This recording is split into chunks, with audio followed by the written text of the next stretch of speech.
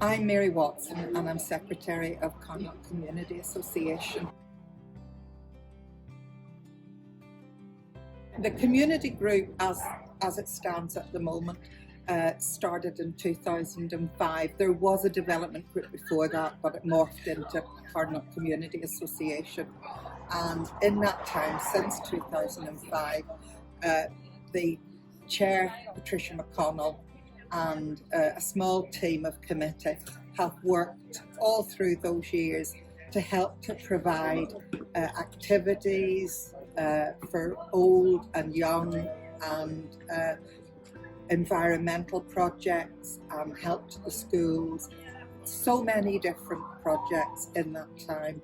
And we hope to make Carnlough a better place to live in and to visit, because we're very conscious that we're a visitor village as well as a village that people live in, and people love to come and live in, and the village is still expanding.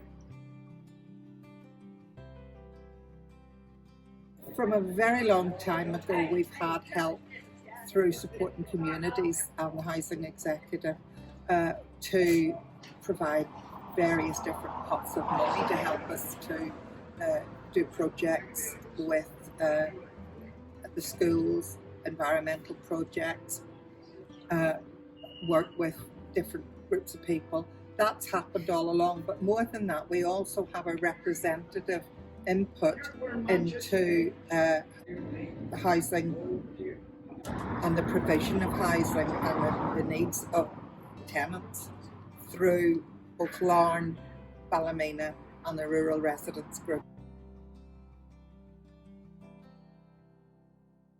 I mean, we have so many transport, so many different issues here. The other thing that's a problem in a village like this, and it's a hidden problem, is that there's homelessness. But it's not the kind of homelessness where you'd see somebody on the street. It's the homelessness where somebody who's maybe in their early 20s but hasn't left home yet. They're still living at home. They've no chance of getting their own place. You know, they may be sofa surfing, you know, going around friends, especially, you know, if they haven't got a good relationship at home. So it's a hidden type of homelessness, and there is no accommodation here, or very little, for single people. You know, if you're not a family, where there's maybe a 2-bedroom or a 3-bedroom, they're in short supply, and you know, private rental is not always very good, if you know what I mean. So rural areas look gorgeous, but there's often hidden layers of social deprivation and problems. Environmentally, and working with the young people and the children in the schools, that all started with the Housing Executive grant a few years ago. We've continued it by encapsulating it into a bigger grant that we got from the lottery. But it all started with grants from the Housing Executive, where we went to there's two local schools, and we said, would you be interested in doing a project on growing things? And from that, the two schools, the Integrated and St John's, they've just taken it to their hearts, and it's absolutely blossomed. And you'll see as you look around the fruits of that. Yes, at the moment the council are doing most of the planting. Looking around the harbour, it was pretty dull and pretty dreary going back a few years ago, and Patricia and myself and a group of the volunteers thought we need to do something, and I put in for grants from the Housing Executive a couple of years on the run, and as I say, we've got rigged up with tools and everything else, and we planted up the first barrels all along the harbour and got the first benches.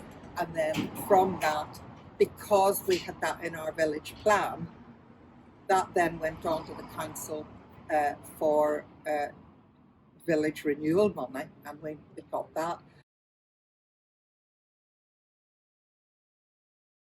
It is, and like I said, the mix of social housing, well, as we know, the Housing Executive at the moment is not responsible for building any, but we do have a couple of housing association new pockets of housing, but I don't think there's enough of the right kind of housing. Carnlough in particular hasn't got a fold. The nearest fold is Glenarm, and whereas on paper, oh, that's only 3 miles round the coast, it might as well be 30 miles round the coast, because villages see distances as longer, I think, as than people in cities do.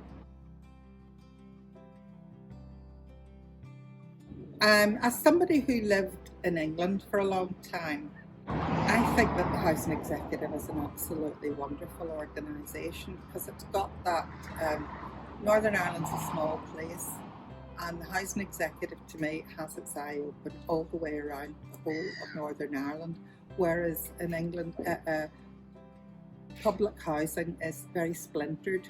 Everything's small housing associations, bigger housing associations, there doesn't seem to be an overall feel and a cohesiveness to it, but there is here, because even although the Housing Executive hasn't been building, to me there's a much greater, I think maybe it's through supporting communities as well, there's definitely a sense of involvement by people out on estates.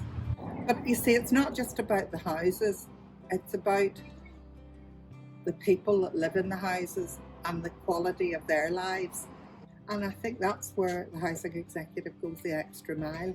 And also there's constant looking at these systems, you know, for reporting faults, getting houses repaired. You know, there's an accountability that I don't know exists in other places, you know, across the water, that's as central as this is.